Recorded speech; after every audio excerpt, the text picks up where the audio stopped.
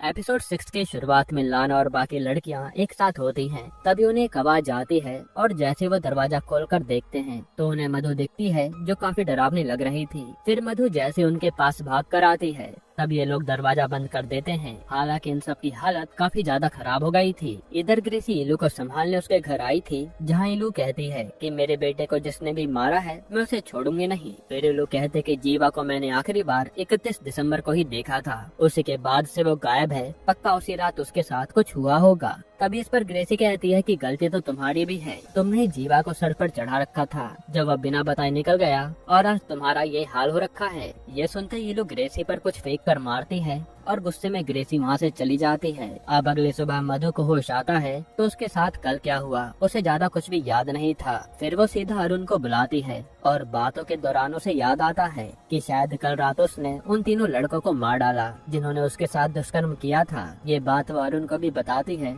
जो सुनकर उसके होश उड़ जाते हैं। साथ ही वो बताते हैं कि वो लड़का नकुल ही था, जिस पर अरुण कहता है कि नकुल तो जिंदा है क्योंकि कल शाम से जब तुम गायब थी तो मैंने बेला को कॉल किया था, तब वो फोन नकुल ने उठाया, यानी वो जिंदा है। फिर जब मधु रूम में जा रही होती है तभी उसे रीमा मिलती है और उसकी हालत के बारे में पूछने लगती है कि ये सब निशान कैसे हैं, जिस पर मधु बताते कि मुझे कुछ भी समझ नहीं आ रहा कि मेरे साथ ही अजीबोगरीब क्या हो रहा है। तब रीमा कहती है कि मैं एक आदमी को जानती हूँ, वो तुम्हारी मदद कर देगा, इसलिए तुम उसके पास चली जाना, जिसके लिए मधु मान जाती है। इधर इलू अपने बेटे के केस पर काम करने आई थी। तभी उसे एक एमएलए के भाई के बारे में पता चलता है जो कई दिनों से गायब है। तभी इलू को याद आता है कि इसे तो मैंने हकीम के पास देखा था। यहाँ सोहिनी ने निक्की की फैमिली को बुला लिया था और उसने एक बड़े डॉक्टर से भी बात कर ली थी जो निक्की की ब्रेन की कंडीशन ठीक कर सकती है, बस उसे कैसे भी करके हॉस्टल से बाहर निकालना था। तब सोहिनी निक्की को बेहोश करके उसकी फैमिली के साथ हॉस्पिटल लेकर जाती है और निक्की को इस बार कुछ भी नहीं होता।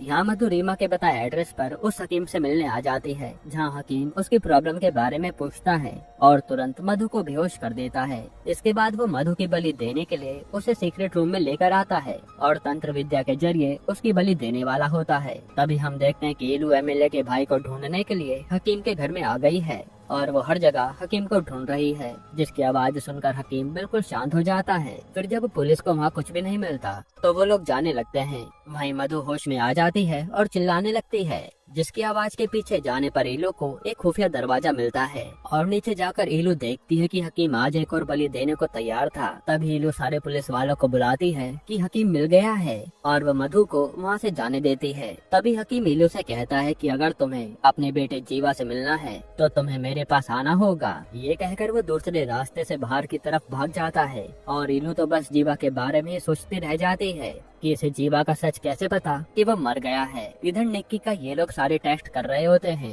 ताकि उसके ब्रेन में क्या प्रॉब्लम है पता चल सके, लेकिन तभी मशीन अपने आप खराब हो जाती है और निक्की की उसी में तड़प तड़प कर मौत हो जाती है, जो देखकर तो सोहिनी के भी होश उड़ गए थे। फिर जब ये खबर लाना और उसके दोस्तों को पता चलती है तो वो खूब रोती है और उन्हें समझ आ गया था कि यहाँ से बाहर गए तो मौत पक्की है। इधर हम मधु को देखते हैं जिसे पुलिस वालों ने हॉस्पिटल में एडमिट कराया था। तभी वहाँ अरुण आता है और बताता है कि न्यूज पर उसी कांड की खबरें चल रही हैं जहां 2 लाशें पाई गई हैं, यानी तुमने सच में कल 2 लड़कों को मार डाला और मैं उस नकुल को छोड़ूंगा नहीं। जिस पर मधु कहती है कि अभी हम कुछ भी नहीं करेंगे, बाद में देखते हैं। तभी वहाँ बेला मधु से मिलने आती है और जब अरुण नीचे सिगरेट पीने जाता है तो नकुल भी वहाँ आ जाता है, जिसे देखते ही अरुण को गुस्सा आता है और वो नकुल को मारने लगता है कि तूने मधु के साथ वो सब किया था ना। जिस पर नकुल भी उसे मारता है और कहता है कि जा पुलिस को बता दे सब, और मैं भी बता दूंगा कि कैसे मधु ने मेरे दोस्तों को कल रात मार डाला। जो सुनकर अरुण चुप हो जाता है और तभी बेला आती है जो कहती है